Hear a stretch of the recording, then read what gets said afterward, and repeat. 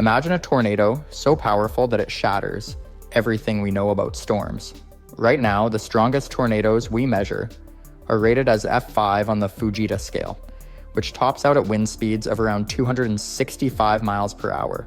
But what if a tornado was even stronger, an F6? This kind of storm doesn't officially exist, but scientists have speculated about it because as technology and climate conditions change, extreme weather might become more intense. If an F6 tornado did hit the Midwest or NULR, the area often called Tornado Alley, which includes states like Oklahoma, Kansas, Nebraska, and Missouri, the damage would be beyond anything ever recorded. Wind speeds in an F6 tornado would likely exceed 300 miles per hour. To put that in perspective, the strongest tornado on record, the El Reno tornado in 2013, had winds estimated at around 280 miles per hour. With wind speeds that extreme, the tornado would pick up entire buildings, tear apart roads, flip cars like toys, and uproot trees by the millions. The air pressure inside the tornado would be so low it could literally cause buildings to explode from the inside out. This kind of force would create a path of destruction miles wide and tens of miles long, wiping out everything in its path. Because the Midwest has many small towns and farms spread across vast open spaces, the tornado could hit rural areas hard, destroying homes, barns, power lines, and night crops. But it could also strike larger cities like Wichita, Kansas City, or Omaha, causing massive destruction on an urban scale. The tornado would likely move very fast, traveling at speeds of 50 to 70 miles per hour or more. That means the storm could tear through an area in just a few minutes, giving people very little time to react. Emergency sirens might sound, but with such little warning, many would struggle to find safe shelter in time.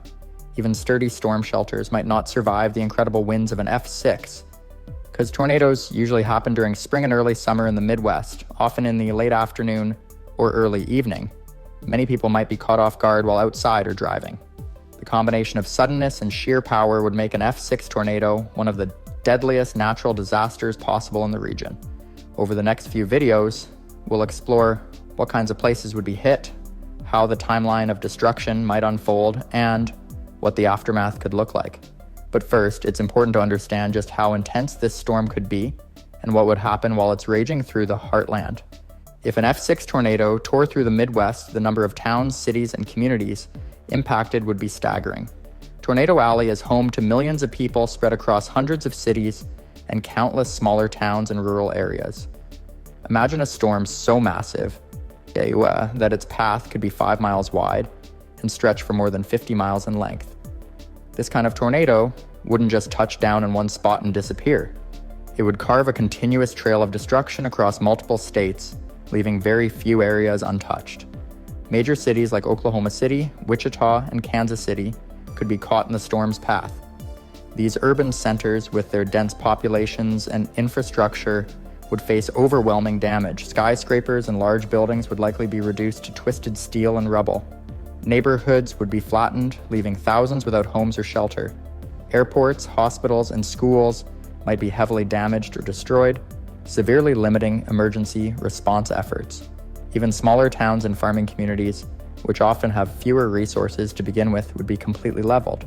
Roads and bridges could be swept away, making it nearly impossible for rescue teams to reach survivors quickly. The timeline of destruction would be terrifyingly fast. An F6 tornado traveling at 60 miles per hour would pass through a town in mere minutes, but the damage left behind would last for years.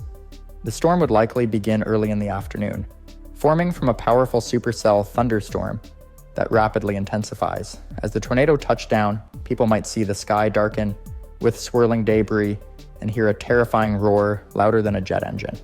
Within moments, the storm would unleash winds so strong they could tear the roofs off buildings and hurl cars through the air like toys. Power grids would fail across entire regions, plunging millions into darkness. Emergency services would be overwhelmed immediately as calls for help flood in from everywhere. In the hours after the tornado passed, chaos would set in. Roads blocked by fallen trees and debris would slow rescue and recovery efforts. Hospitals would be overwhelmed with injured people, and temporary shelters would struggle to accommodate thousands left homeless. The full scale of the damage wouldn't be clear until daylight, but it would be obvious that the Midwest was facing one of the worst disasters in its history. The next parts will explore what comes after the storm, how communities cope, respond, and begin the long process of rebuilding.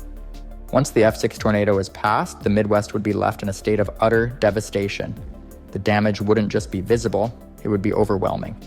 Entire neighborhoods would be wiped out, leaving only twisted metal, shattered glass, and splintered wood where homes once stood. Streets would be clogged with debris, fallen power lines, smashed vehicles, and uprooted trees blocking every path. Emergency services would face one of their greatest challenges ever as they race against time to find survivors amid the rubble. Hospitals, many damaged or destroyed by the storm itself, would be struggling to treat thousands of injured people. Temporary medical tents might be set up in parking lots or open fields, but the sheer number of casualties would quickly stretch resources thin. Communications would be unreliable because cell towers and landlines could be knocked out, making coordination difficult. First responders would be forced to rely on radios and satellite phones, but even then, the scale of the disaster might overwhelm the system. Search and rescue teams would work around the clock using trained dogs, drones, and thermal imaging to locate anyone trapped beneath debris. Many people would be displaced with nowhere to go. Emergency shelters and community centers, schools, and churches would quickly fill up, but the loss of homes and essential services would mean many families face weeks or even months of uncertainty. Food, water, and medical supplies would become scarce in some areas, forcing relief agencies to organize massive aid efforts. The weather could also be unpredictable in the days following the storm, with rain and storms making cleanup harder and raising the risk of disease in flooded or damaged areas. Power outages would stretch across multiple states, affecting millions. Without electricity, water treatment plants and fuel stations might shut down, making basic needs like clean water and gasoline hard to come by. Many people would rely on generators, but fuel shortages and unsafe usage could lead to further problems. In addition, the destruction of roads and highways would slow down aid delivery and slow the arrival of help from neighboring states and federal agencies. The immediate aftermath of an F6 tornado would be a terrifying, chaotic time filled with danger, heartbreak, and uncertainty. Yet amid this chaos, communities would begin to pull together, helping neighbors and working to clear debris and rebuild. But the scale of this disaster means recovery would be a slow, difficult process that would test the resilience of the entire region. The final part will look at what the long-term recovery might involve, including the economic and social impacts that would ripple through the Midwest for years to come. The long-term effects of an F6 tornado hitting the Midwest would be nothing short of catastrophic. After the immediate rescue and relief efforts, the true scale of rebuilding would begin to sink in. Entire communities would need to be reconstructed from the ground up. Homes, schools, businesses, and critical infrastructure like power plants, water systems, and roads could take years to repair or replace. For many small towns, the damage might be so severe that rebuilding wouldn't just be difficult, it could be impossible without outside help. Some places might never fully recover, leading to permanent population loss and economic decline. The financial toll would be staggering. Insurance companies would face billions of dollars in claims, and the government would likely need to provide massive aid packages to support recovery. Businesses destroyed or severely damaged could close forever, leading to high unemployment in already vulnerable rural areas. Farms wiped out by the storm would disrupt food production, affecting local and national markets. With roads and railways damaged, supply chains would be interrupted, causing shortages and delays in everyday goods. The disruption to daily life would ripple across the country, showing how interconnected the Midwest is to the rest of the United States.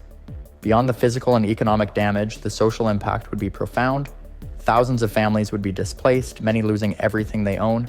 Mental health challenges like anxiety, depression, and post-traumatic stress disorder would rise sharply as survivors cope with loss and uncertainty. Schools damaged or destroyed would leave children without a normal learning environment for months or even years. Communities would need to come together to support each other, but the scale of the disaster might stretch local resources to the breaking point. Still, the Midwest is known for its resilience. Over time, rebuilding efforts would bring hope, and new, stronger buildings might rise in place of the old. Disaster planning and emergency response systems would likely improve, driven by the lessons learned from such a devastating storm. However, the memory of an F6 tornado would linger for generations, a reminder of the power of nature and the importance of preparedness.